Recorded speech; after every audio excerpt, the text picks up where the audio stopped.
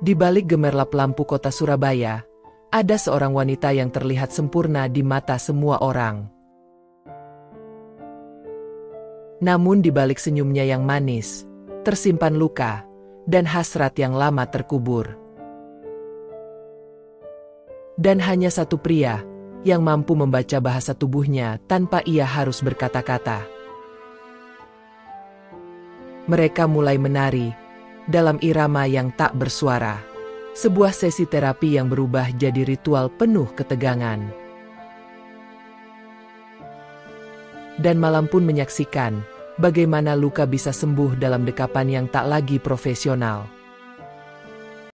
Halo, para sahabat. Setelah menikmati alur cerita yang mengupas tentang perselingkuhan, cinta sesaat, cinta semalam, ataukah pengalaman para pelaku cinta kilat ini, mohon berikan subscribe, like, dan komentar agar kami termotivasi untuk membuat cerita romantis yang lebih panas sekaligus memabukkan. Dan, selamat menonton cerita cinta yang panas ini. Senja di Surabaya berpendar jingga keemasan, memantulkan cahaya hangat ke kaca-kaca tinggi kantor milik Raya Amartasari, seorang direktur kreatif agensi iklan ternama di kawasan Citraland. Di balik blazer putihnya yang rapi, di balik senyumnya yang nyaris sempurna di setiap pertemuan klien, tersimpan sesuatu yang tak pernah bisa ia tumpahkan di ruang publik. Masa lalunya yang gelap, beku, dan menyakitkan. Raya dikenal tangguh. Di usia 30, ia nyaris memiliki segalanya. Apartemen mewah, mobil sport, reputasi yang solid di dunia industri, dan pesona yang selalu memikat lawan jenis. Namun tiap malam, ketika sendiri, kesepian datang seperti kabut yang menyelusup masuk ke sela-sela pikirannya, bersama bayang-bayang masa kecil yang masih membuatnya menggigil. Itulah mengapa akhirnya ia menemui Dr. Arvin Sasmita, seorang terapis pria berusia awal 35-an, dikenal tenang, penuh empati, dan nyaris tidak pernah kehilangan kendali dalam ruang konselingnya. Mereka bertemu di sebuah klinik psikoterapi eksklusif di kawasan Jalan Untung Suropati, tempat yang lebih mirip galeri seni daripada ruang pengakuan dosa. Hari pertama mereka bertemu, Raya datang dengan tampilan sempurna seperti biasa. Namun matanya tak bisa menyembunyikan luka. "Saya tidak tahu harus mulai dari mana," ucapnya lirih. "Kita tidak harus mulai dari yang terdalam," jawab Dr. Arvin dengan suara hangat. "Kita mulai dari rasa yang terasa paling segar hari ini." Raya hanya mengangguk pelan. Tangannya mencengkeram rok pensilnya erat-erat. Dalam sesi kedua, mereka bicara soal ayah. Tentang figur yang dingin dan jarang menyentuh. Raya tak berkata banyak. Namun sorot matanya mulai melembut. Ia mulai terbiasa dengan ruang itu. Ruang yang tidak menghakimi.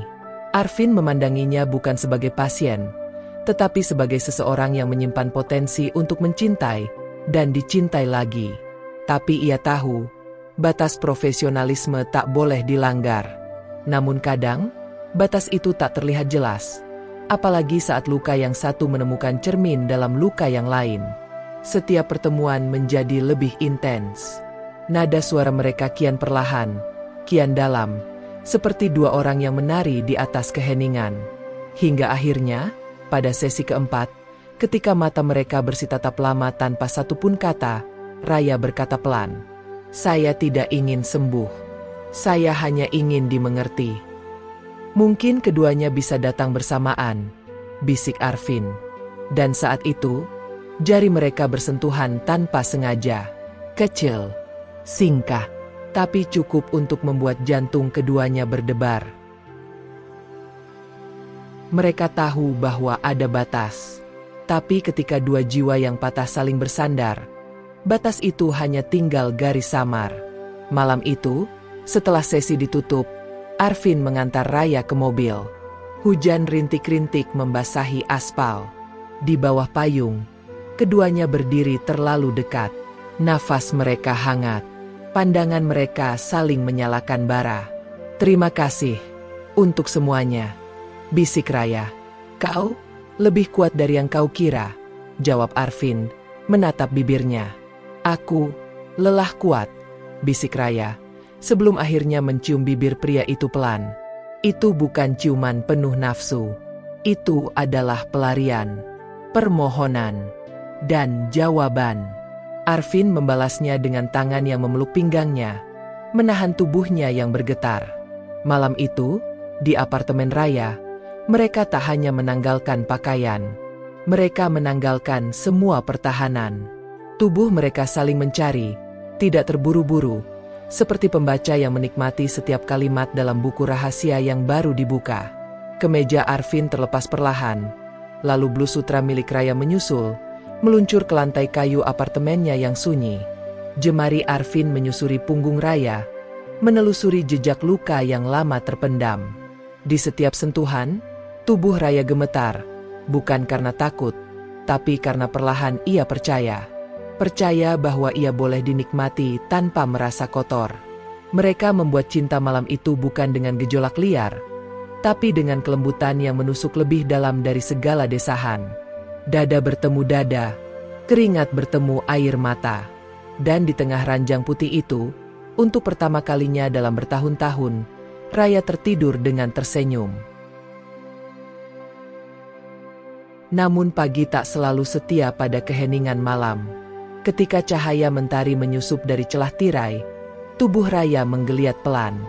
Selimut masih membalut lengannya, dan aroma tubuh Arvin masih terasa melekat di bantal sebelah. Ia membuka mata. Sepi. Arvin sudah tak ada di ranjang, namun jejak hangatnya masih tertinggal di dalam dirinya, di antara kulit, dada, dan kenangan yang mulai terbentuk. Tak lama, terdengar suara air dari shower. Seperti irama yang mengingatkan pada desir lembut malam tadi, tubuh mereka menyatu dalam diam, menghapus ruang antara pasien dan terapis, antara luka dan penyembuh. Setelah mandi, Arvin keluar hanya mengenakan handuk putih melilit pinggang. Matanya bertemu dengan Raya yang masih duduk di ranjang. Rambutnya berantakan, tapi sorot matanya lebih terang dari semalam. "Kamu baik-baik saja?" tanya Arvin perlahan. "Lebih baik dari yang aku bayangkan," jawab Raya sambil tersenyum miris. "Tapi aku takut ini tak seharusnya terjadi." Arvin mendekat, duduk di sisi ranjang. Ia menyentuh punggung tangan Raya dengan lembut. "Aku tahu, aku seharusnya menjaga jarak. Tapi ada sesuatu dalam dirimu yang membuatku ingin melindungi. Meskipun itu mungkin keliru." Raya menarik napas dalam, kemudian menempelkan kepalanya ke bahu Arvin. Keintiman itu bukan tentang tubuh lagi, melainkan tentang keberanian untuk terbuka. Dan sekali lagi, pagi itu, mereka tak bisa menahan gelombang hasrat yang datang bukan dari birahi, tapi dari rasa ingin menyembuhkan dan disembuhkan. Tubuh Arvin menunduk, mencium dahi Raya dengan kelembutan yang nyaris seperti ibadah. Jemarinya menyusup ke rambut wanita itu, sementara pelukan mereka menghangat menjadi desir. Detik-detik berikutnya, tubuh mereka menyatu kembali, lebih lambat, lebih dalam, lebih penuh penerimaan. Pundak Raya melengkung saat tangan Arvin menyusuri tulang punggungnya. Bibir mereka bertemu seperti dua cerita yang akhirnya berani saling dibaca. Dan setiap desahan yang keluar dari bibir Raya bukan karena kenikmatan semata, melainkan karena rasa aman yang ia temukan di pelukan pria itu. Setelah gelombang usai, mereka berbaring dalam diam. Tidak ada yang perlu dikatakan, karena pelukan itu sudah bicara lebih dari cukup. Hari-hari berikutnya seperti irisan realita dan rahasia yang saling tumpang tindih. Di kantor, Raya tetap tampil sempurna. Ia mengenakan blazer warna nude, rambut disanggul rapi, dan senyumnya tetap memikat. Namun sesekali, ia menatap kosong ke arah jendela, mengenang sentuhan hangat yang lebih dalam dari sekadar terapi. Sementara itu, Arvin mencatat pada jurnal terapinya. Pasien RA39 menunjukkan perkembangan emosional positif pasca sesi keempat. Namun relasi telah memasuki wilayah personal. Potensi konflik etika tinggi. Tangannya berhenti menulis. Ia menghela napas, lalu menggenggam kertas itu dan merobeknya perlahan. Malam itu, Raya bermimpi buruk. Dalam mimpinya, ia masih kecil, bersembunyi di balik lemari kayu tua, mendengar langkah berat ayahnya mendekat. Bau alkohol, nafas berat, dan suara gesekan ikat pinggang. "Kamu anak nakal, Raya. Kamu harus dihukum." Raya terbangun dengan tubuh basah oleh keringat. Napasnya memburu. Ia menggenggam dada seperti ingin mencabut sesuatu dari sana. Telepon di meja berdering. "Arvin, aku merasa kau sedang tidak baik-baik saja," katanya dari seberang. "Aku bermimpi tentang ayahku lagi," bisik Raya dengan suara gemetar. "Aku akan ke sana." Malam itu, tanpa tanya, Arvin datang. Kali ini, tak ada gairah.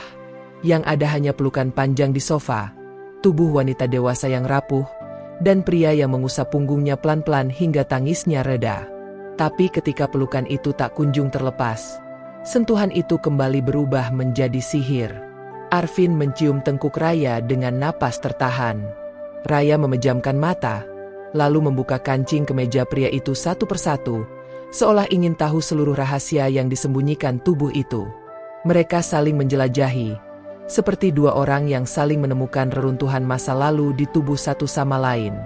Malam itu, di tengah desahan dan bisikan, Raya menangis, bukan karena sakit, tapi karena ia akhirnya merasa layak untuk dicintai. Pagi menyingsing pelan, seperti enggan mengusik dua tubuh yang saling melilit dalam selimut kelabu. Raya bangun lebih dulu, menatap wajah Arvin yang tertidur damai, seolah tak menyimpan beban apapun. Namun ia tahu, itu hanya ilusi.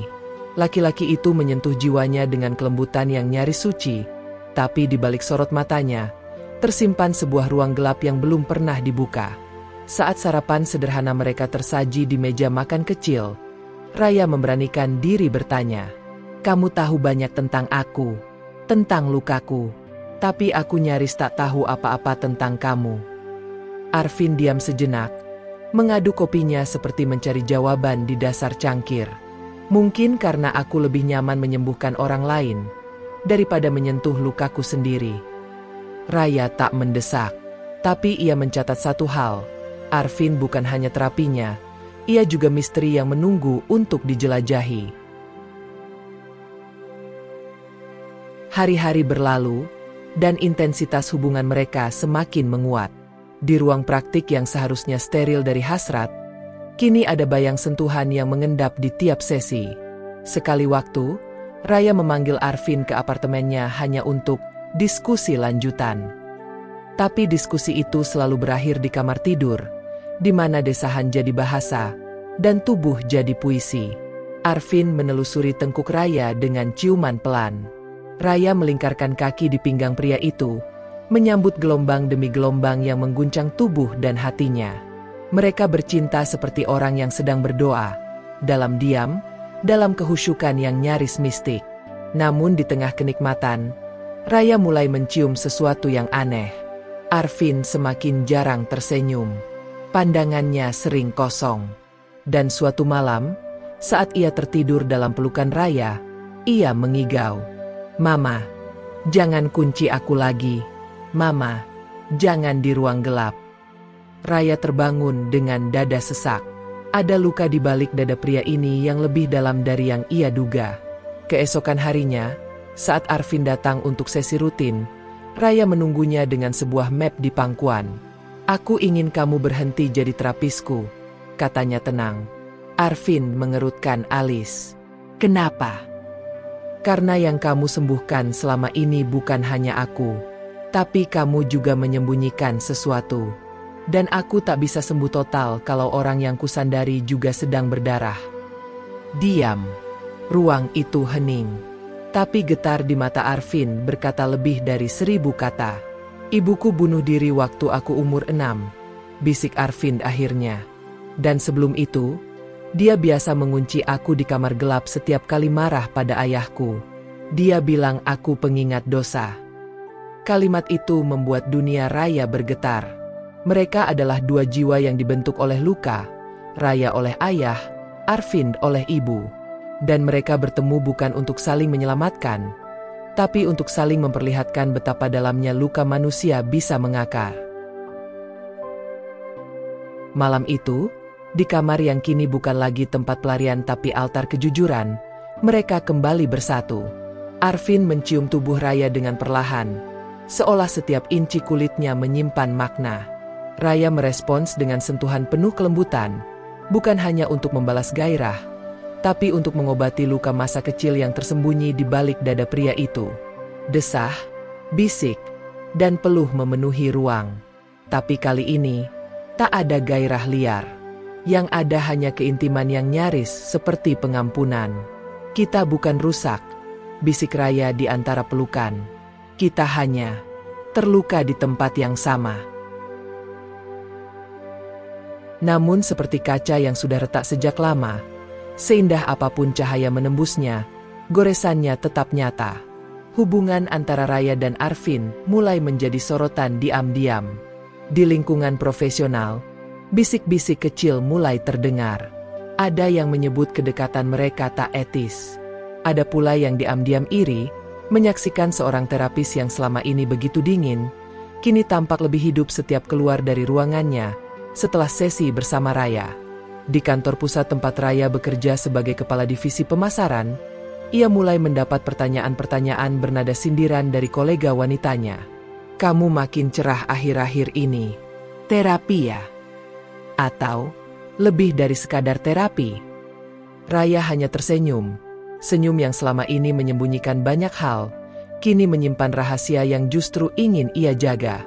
Tapi yang tak bisa ia jaga adalah rasa yang mulai tumbuh terlalu dalam. Rasa yang tak lagi sekadar mencari kenyamanan, tapi ingin memiliki. Rasa yang membuatnya gelisah saat Arvin tak membalas pesannya, atau saat sesi mereka tertunda karena alasan yang kabur. Pada suatu malam, setelah makan malam sunyi di apartemen Arvin, Raya membuka suara. Kita tak bisa terus begini. Aku butuh tahu, ini kemana arahnya? Arvin yang biasanya tenang dan penuh kendali, tampak seperti sedang menelan duri. Aku ingin kamu, katanya akhirnya, pelan. Tapi aku tak yakin bisa memberi yang kamu harapkan. Aku belum selesai dengan lukaku sendiri, Raya. Kata-kata itu menghantam Raya lebih keras dari yang ia perkirakan. Bukan karena penolakan, tapi karena kejujuran itu terlalu telanjang. Tapi kamu bisa mencintaiku saat kita bercinta, katanya getir. Apa itu hanya semu? Arvin menatapnya lama. Saat tubuh kita bersatu, aku merasa utuh. Tapi setelahnya, aku kembali ke ruang gelap itu, sendiri. Hari-hari berikutnya, Raya mencoba menjaga jarak, tapi tubuhnya memberontak. Setiap malam ia gelisah. Bayangan Arvin muncul, bahkan dalam mimpi-mimpinya. Dan tubuhnya merindukan sentuhan yang pernah menyentuh, bukan hanya kulit, tapi juga jiwa. Malam itu, saat hujan mengguyur kota Surabaya, dan denting gerimis membasahi kaca jendela, Raya datang ke apartemen Arvin tanpa kabar. Ia mengetuk, dan pintu terbuka dengan lamban. Arvin berdiri di sana, mengenakan kaos tipis dan tatapan lelah. Aku tak bisa menjauh, kata Raya lirih. Biarpun kamu belum utuh, biarpun kamu masih gelap, aku tetap ingin masuk. Tak ada jawaban, tapi tangan Arvin menariknya ke dalam, dan bibir mereka saling mencari tanpa kata. Kali ini, mereka bercinta dalam sunyi. Tak ada desahan keras, hanya napas yang saling terputus dan bersambung, seperti aliran listrik yang hidup dan mati bergantian. Tangan Arvin menyusuri lekuk tubuh Raya dengan pelan, seolah menuliskan surat panjang dengan jari-jarinya. Sedangkan Raya mencium leher pria itu dengan kegetiran yang manis, mengisap luka demi luka yang pernah bersemayam di balik kulit. Tubuh mereka berguncang dalam satu irama, seperti simfoni yang tercipta dari dua instrumen patah yang akhirnya selaras. Dan saat klimaks menyergap, Arvin berbisik pelan, "Aku takut kehilanganmu." Raya menggenggam pipinya, menatap mata yang dulu menyimpan malam paling kelam. "Maka jangan lepaskan aku. Biar aku jadi cahaya kecil yang menjagamu tetap hangat. Kalaupun kita tak bisa sempurna, setidaknya kita bisa pulih bersama." Kata-kata itu terucap di tengah keheningan, saat tubuh mereka berpelukan di ranjang yang belum juga mendingin. Namun malam itu, untuk pertama kalinya setelah sekian banyak pertemuan, Arvin tak langsung tertidur. Ia hanya memandangi langit-langit, seolah menyusun keberanian dari butir-butir waktu. Pagi hari menyapa Surabaya dengan mendung kelabu. Di apartemen Arvin, udara terasa lebih berat dari biasanya. Raya mengenakan kemeja putihnya yang kemarin tergantung di kursi, mencoba menyisir rambut dengan jemarinya sambil menunggu kopi menetes dari mesin. Arvin memandanginya dari balik meja makan. Tatapannya tak seperti biasanya. Ada sesuatu yang ingin dikatakan, tapi bibirnya tertahan. "Kamu tak tidur semalam?" tanya Raya sambil menyeruput kopi. "Kau kelihatan seperti seseorang yang menyimpan peti mati di bawah tempat tidur." Arvin tersenyum kecut. Mungkin memang begitu. Lalu, dengan suara berat, ia akhirnya mengungkapkan, "Raya, aku tak pernah cerita tentang keluargaku kan?" Raya menggeleng pelan, matanya mulai mengencang. "Ayahku dulu seorang tentara, terkenal, dihormati. Tapi di balik semua itu, ia seorang makhluk yang keras seperti monster. Ibuku bunuh diri saat aku umur 6 tahun. Dan aku menyaksikan semuanya, termasuk bagaimana ibuku dibungkam berkali-kali." Raya membeku. Cangkir di tangannya seolah jadi batu. Ia tak menduga luka Arvin ternyata begitu dalam dan jauh lebih gelap dari yang ia perkirakan. "Aku selanjutnya diadopsi oleh pamanku dari ibu. Aku diboyong ke Surabaya dan disekolahkan sampai selesai kuliah di Universitas Airlangga. Selama itu pula, aku tak bertemu ayahku. Bukan karena dilarang oleh pamanku, tapi aku yang tidak ingin bertemu dengan bayang-bayang masa laluku yang kelam. Tapi sekarang, ayahku sakit keras. Ia memintaku pulang. Ia ingin bertemu." Arvin berdiri, berjalan ke arah jendela. Hujan mulai turun rintik. "Jika aku pergi, aku takut semua yang sudah kupulihkan akan hancur. Tapi jika aku tak pergi, aku akan jadi pengecut yang tak pernah berdamai dengan masa lalu." Raya mendekat, berdiri di sampingnya. Tangannya menyentuh lengan Arvin dengan lembut, seolah mencoba membalut luka yang baru dibuka kembali. "Pergilah, Vin. Kadang untuk pulih, kita memang harus kembali ke tempat yang membuat kita hancur. Tapi jangan pergi sendiri. Aku ikut." Arvin terkejut. "Raya, aku bukan hanya ingin tubuhmu, Vin," bisiknya. "Aku ingin ikut mengangkat bebanmu, menemanimu menatap bayangan itu, walau menakutkan." 2 hari kemudian, mereka berada dalam SUV Pajero Drakar menuju kawasan perbukitan Pacet, di mana ayah Arvin dirawat di sebuah rumah jompo milik yayasan sosial. Selama perjalanan, Arvin lebih banyak diam. Tangannya tak pernah melepaskan tangan Raya. Sementara itu, Raya hanya memandang keluar jendela, mencoba mengatur napas. Malam itu mereka menginap di sebuah villa kecil di daerah Tretes. Dingin menyusup dari balik jendela kayu, namun pelukan mereka lebih hangat dari selimut manapun. Mereka bercinta dalam keheningan hutan dan bisikan gerimis di atap, seolah tubuh mereka adalah medan perang yang berubah menjadi tempat perlindungan. Sentuhan Arvin malam itu lebih dalam, lebih lambat, seolah setiap gerakan adalah doa.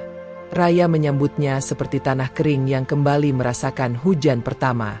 "Kau adalah jeda dalam hidupku yang penuh badai," bisik Arvin di antara helaan napas. "Dan aku takut kehilanganmu, lebih dari yang bisa kujelaskan." Keesokan harinya, saat akhirnya mereka tiba di rumah jompo, seorang suster menyambut dengan senyum kaku. Di dalam kamar sederhana itu, terbaring seorang pria tua dengan rambut putih dan sorot mata tajam meski tubuhnya lemah. "Anak durhaka akhirnya datang juga," ucap sang ayah dengan suara serak namun sinis. "Dan bawa perempuan ke sini? Sudah mirip ibumu." Kalimat itu menampar Arvin seperti cambuk dari masa lalu. Raya menatap lelaki tua itu dengan sorot tajam, namun tetap tenang. "Saya bukan siapa-siapa," katanya pelan. Hanya seseorang yang ingin menolong anak Anda kembali menjadi manusia. Ruangan itu seketika beku. Waktu seperti berhenti berdetak. Mata sang ayah yang keruh menatap Raya cukup lama, seolah mencari celah untuk menyerang. Tapi perempuan itu tetap berdiri tenang, tak mundur sedikit pun. Arvin memegang lengan Raya, bukan untuk menahannya, melainkan karena gemetar. Tubuh pria dewasa itu menegang, seperti bocah yang kembali dihadapkan pada lorong gelap masa kecilnya. "Kau pikir aku butuh pertolongan?" Suara sang ayah serak, tajam. "Kau lebih buruk dari ibumu." Penuh air mata, penuh kelemahan. Raya menatapnya, tapi kali ini ada api di sorot matanya. Kalau kelembutan itu kelemahan, mungkin dunia ini memang pantas hancur. Arvin menarik napas panjang. Suara detak jantungnya menggema di telinga. Ia maju satu langkah. "Aku tidak datang untuk menghakimi. Aku hanya ingin mengerti, mengapa kau memperlakukan ibu seperti itu." Lelaki tua itu menatap ke langit-langit lama, lalu tertawa pendek. "Karena aku bisa. Karena aku mengira Tuhan memberiku kuasa." "Dan sekarang?" tanya Arvin. Suaranya mulai bergetar.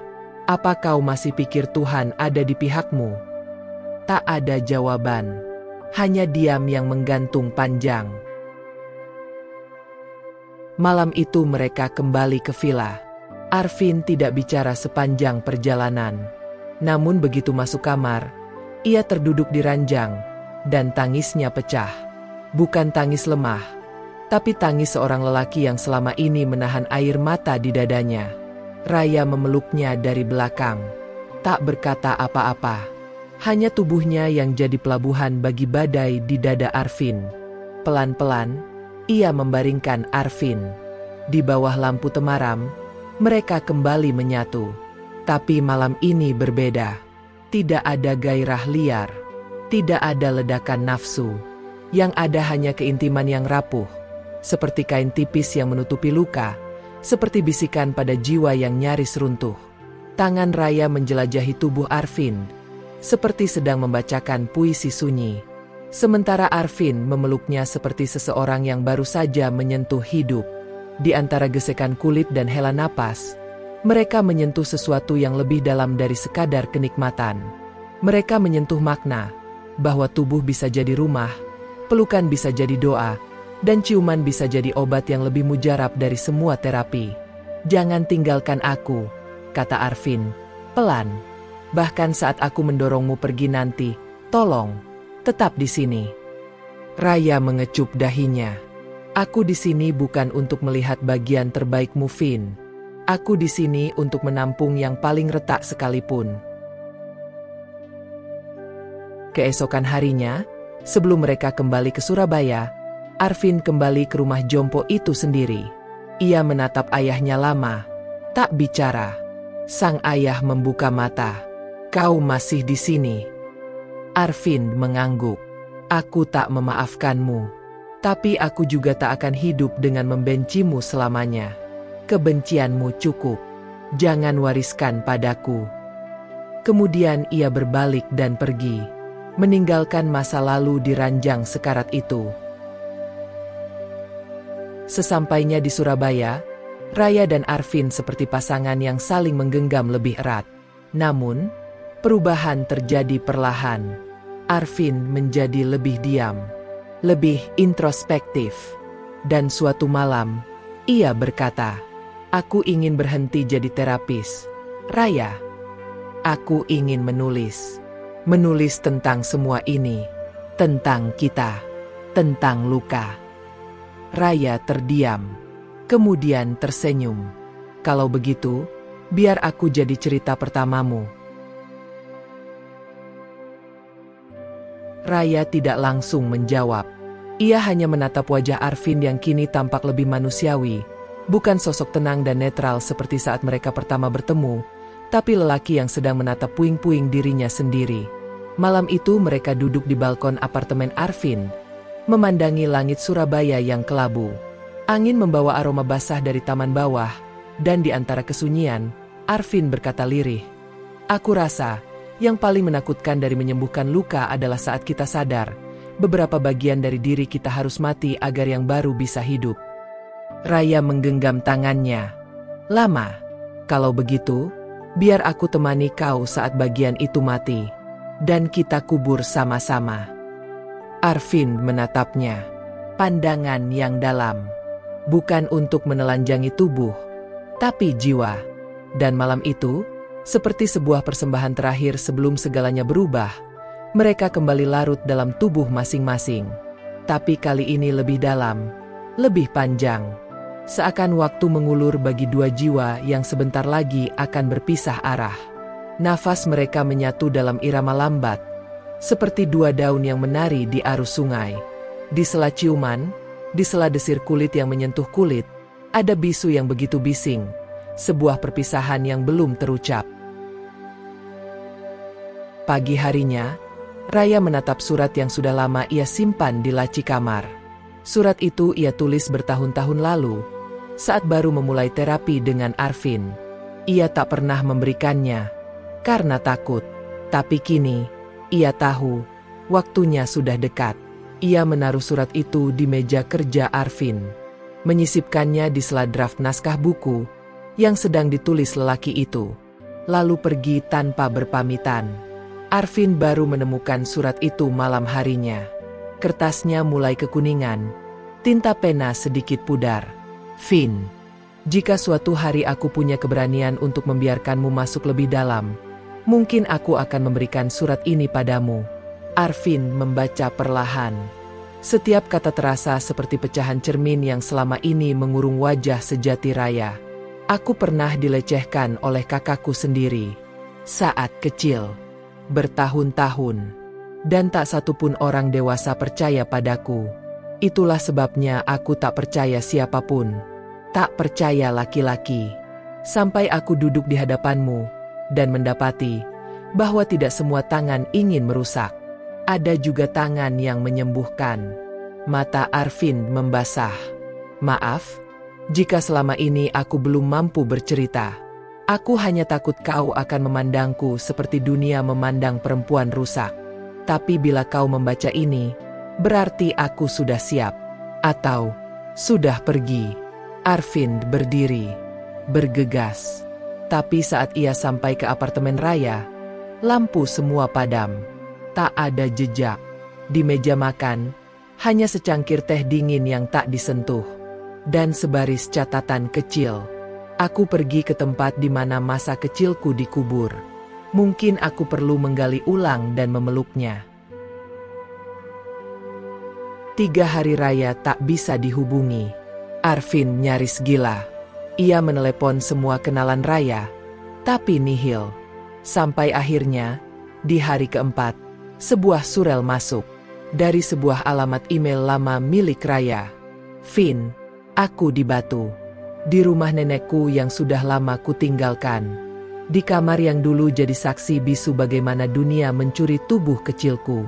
Aku butuh beberapa hari. Jangan datang dulu. Tapi jika aku tak kembali dalam seminggu, datanglah. Arvin menatap layar lama. Hatinya bergetar. Ia tahu, Raya sedang menyentuh akar terdalam dari traumanya. Dan ia tak bisa menghentikannya. Ia hanya bisa menunggu.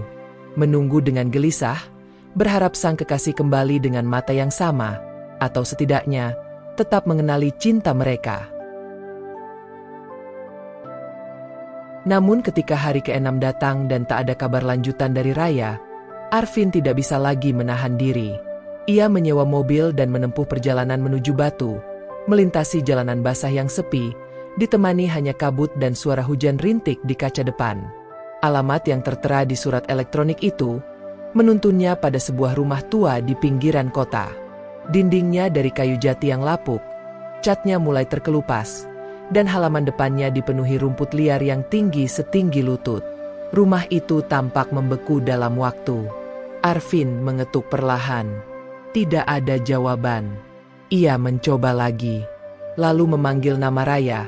Suaranya sedikit pecah oleh gemetar. Pintu berderit terbuka. Bukan oleh tangan Raya, tapi karena angin yang mendorongnya dari belakang. Ia melangkah masuk. Aroma kayu tua dan bunga melati kering memenuhi udara. Di dalam rumah itu, sepi berisik dengan kenangan. Foto-foto lama tergantung di dinding, sebagian kabur, sebagian menyimpan wajah masa lalu yang sulit dikenali. Di ruang tengah, ia menemukan Raya. Duduk di lantai, membelakangi jendela, memeluk lututnya sendiri. Rambutnya berantakan, wajahnya tampak tak tidur berhari-hari. Tapi begitu melihat Arvin, ia tersenyum. Senyum yang bukan untuk menyembunyikan, melainkan mengakui bahwa ia telah kalah dan juga menang dalam waktu bersamaan. "Aku pikir kamu tidak akan datang," ucapnya pelan. "Aku janji akan menunggumu seminggu." "Tapi tidak bilang akan diam saja," balas Arvin, mencoba tersenyum meski matanya berkabut. Mereka saling mendekat, duduk bersebelahan di lantai kayu yang dingin.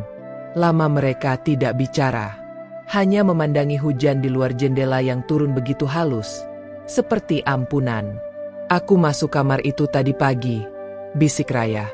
"Yang dulu. Dan aku rebahan di kasur yang pernah jadi tempat luka pertama.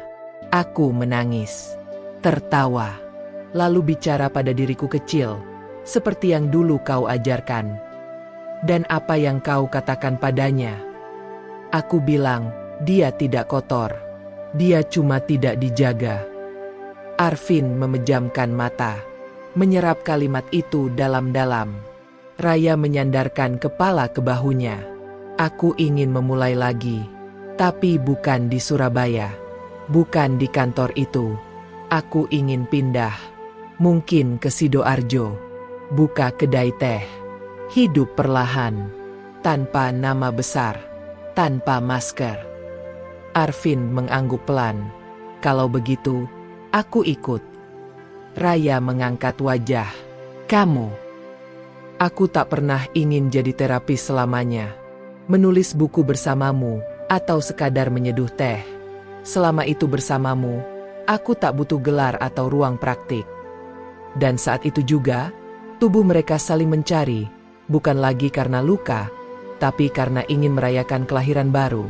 Di tengah rumah yang dulu membekukan jiwa Raya, kini kehangatan tubuh mereka menjadi semacam doa. Napas berpadu dalam irama lembut. Setiap sentuhan seperti lem yang merekatkan jiwa yang pernah pecah. Tak ada nafsu tergesa, hanya tubuh yang saling menampung, menerima yang lain sepenuh hati. Di bawah langit-langit kayu yang pernah menjadi saksi bisu trauma, mereka menulis ulang sejarah tubuh dan jiwa dengan pelan, sabar, dan penuh rasa. Di tengah pelukan usai keintiman, Raya berkata lirih, "Aku rasa, untuk pertama kalinya, aku merasa tubuhku adalah milikku." Dan Arvin menjawab, tak kalah lirih, "Dan aku merasa, untuk pertama kalinya, aku menyentuh seseorang bukan sebagai terapis, tapi sebagai manusia." Malam itu, mereka tidur dalam pelukan, tanpa mimpi, karena kenyataan tak lagi menyakitkan. 3 bulan telah berlalu sejak malam sunyi di rumah kayu tua di Batu itu. Kini, di pinggiran kota Sidoarjo yang tenang, berdirilah sebuah kedai kecil bernama Daun yang Tersenyum. Namanya sederhana, tapi menyimpan lapisan makna yang tak bisa dibaca sembarang orang. Di dalamnya, aroma teh melati dan kayu manis berpadu dengan tawa hangat pelanggan, yang mulai mengenal tempat itu sebagai oasis kecil dari dunia yang terlalu bising. Raya mengenakan apron linen, rambutnya digelung seadanya, dan senyumnya kini tak lagi menjadi tameng. Ia benar-benar tersenyum, karena ia ingin. Karena hidup akhirnya terasa seperti dirinya sendiri. Arvin duduk di meja sudut dekat jendela, mengetik bab-bab terakhir dari buku mereka berdua yang berjudul Tubuh yang Diterima. Ia menulis dengan tenang, ditemani secangkir teh oolong dan tatapan mata, yang sesekali beralih pada perempuan di balik konter itu. Mereka kini hidup dalam ritme yang perlahan. Setiap pagi dimulai dengan mendidihkan air, menimbang daun teh, menyalakan lilin aromaterapi, lalu membuka jendela untuk menyambut cahaya. Tak ada alarm, tak ada rapat mendadak, hanya pagi yang datang seperti pelukan, dan malam yang pergi dengan desah syukur. Namun, di balik kehangatan itu, Masih ada hari-hari ketika luka lama mencoba mengintip dari balik tirai kenangan. Suatu malam, ketika hujan turun perlahan dan kedai sudah tutup, Raya berdiri di dapur, memegang secangkir teh chamomile. "Aku takut," bisiknya. Arvin menghampiri. "Takut apa?" "Takut bahagia ini cuma jeda. Takut suatu saat aku kembali hancur."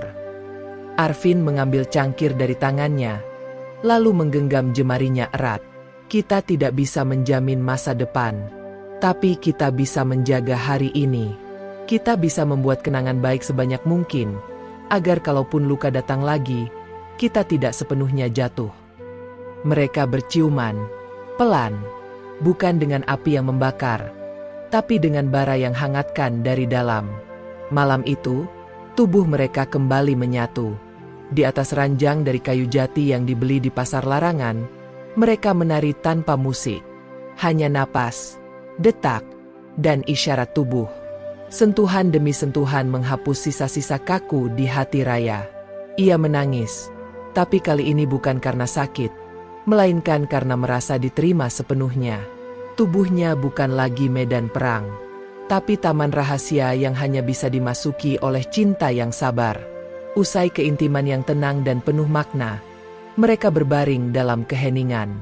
Arvin menatap langit-langit, lalu bertanya, "Jika kita punya anak nanti, apa yang ingin kau wariskan padanya?" Raya menoleh, tersenyum lembut, bahwa luka tak membuat seseorang rusak, tapi justru membuktikan bahwa ia pernah berani hidup. Dan malam itu, di antara sisa hujan dan aroma teh yang belum benar-benar pudar, mereka tertidur dalam pelukan, bukan lagi sebagai dua orang yang menyembunyikan rahasia, tapi sebagai dua hati yang telah saling membuka diri, utuh, tanpa syarat.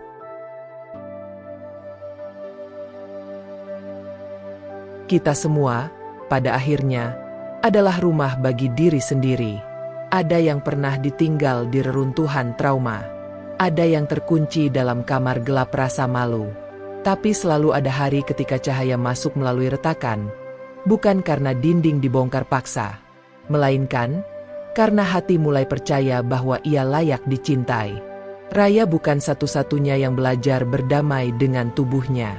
Dan Arvin bukan satu-satunya yang menyentuh dengan jiwa, bukan dengan ego. Kita semua pernah menjadi keduanya, yang takut disentuh, dan yang rindu menyentuh tanpa menyakiti. Cinta tidak selalu datang dengan bunga dan lagu.